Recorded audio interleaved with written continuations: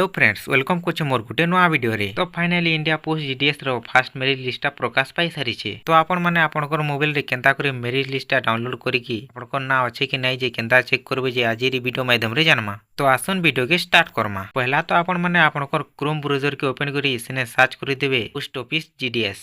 Search करी साला परे पहला ही आपनको India post GDS online.gov.in official site दिसिजबा। सेने आपण माने सिंपली क्लिक करि देबे।